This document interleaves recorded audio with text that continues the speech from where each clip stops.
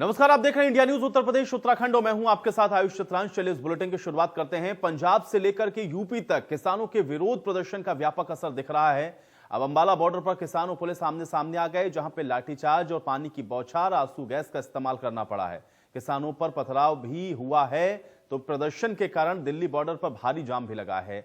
लोगों को पैदल चलना पड़ रहा है। यूपी में भी किसानों के प्रदर्शन को देखते हुए दिल्ली यूपी बॉर्डर को पूरी तरह से सील किया गया है। अब इस बॉर्डर पर भारी पुलिस बल की तैनाती है। बॉर्डर सील होने से जाम जैसी स्थितियां उत्पन्न हो गई हैं।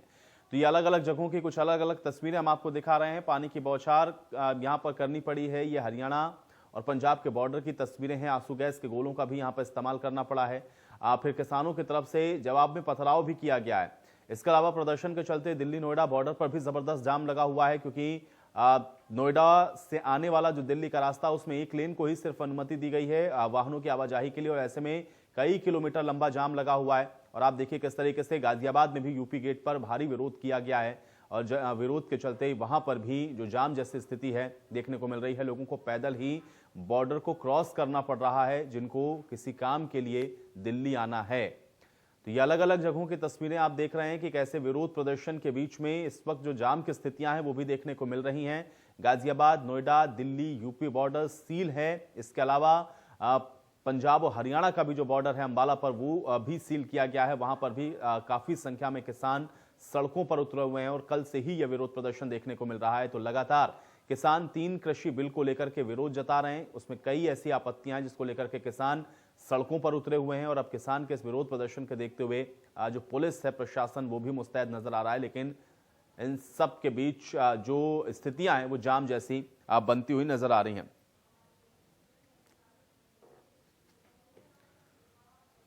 और चलिए अब इस पूरे खबर पर बातचीत करते हैं। ललित मोहन हमारे साथ जुड़ रहे हैं जानकारी के साथ। ललित, सबसे पहले तो ये बताएं कि डीएनडी पर भारी जाम देखने को मिल रहा था इस विरोध प्रदर्शन के चलते। अभी फिलहाल नोएडा की क्या स्थिति है और इस वक्त क्या जानकारी, क्या अपडेट आपके पास?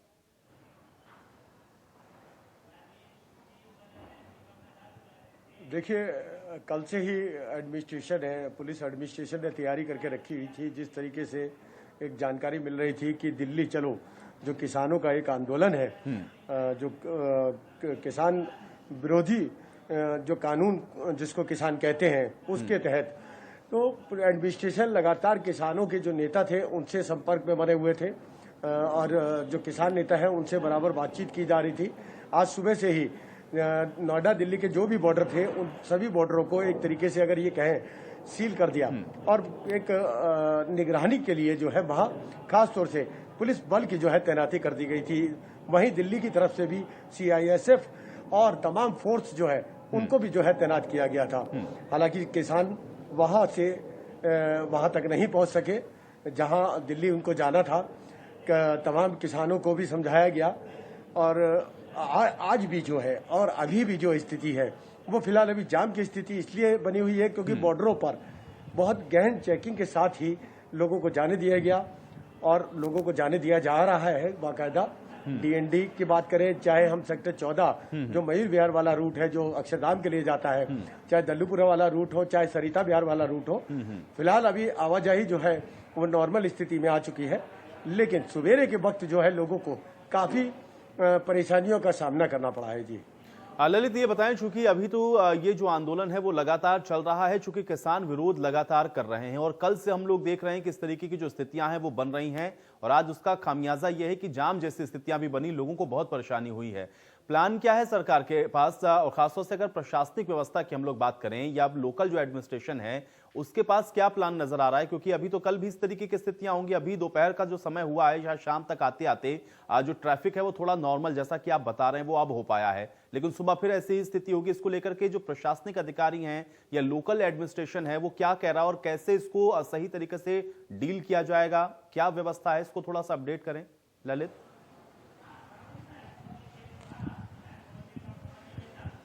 जी देखिए, यहाँ जो पुलिस कमिश्नर हैं आलोक सिंह, उन्होंने एक दिन पहले ही इसकी बैठक की, और बैठक के अंदर सख्त निर्देश दिए हैं कि बॉर्डर पर सबसे पहली बात तो यह है कि कोई भी किसान अगर दिल्ली के लिए जाता है तो उसको तत्काल वहां पर रोक लिया जाए और उसको वहां से वापस किया जाए।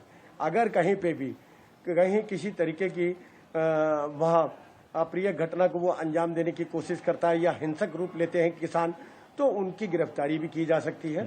उनको ये बाकायदा पुलिस को जो थाना संबंधित है सभी को जो है ये निर्देश दिए गए हैं और पुलिस के आला अफसर बराबर हर बॉर्डर पर खुद स्वयं जाके वहां का निरीक्षण कर रहे हैं।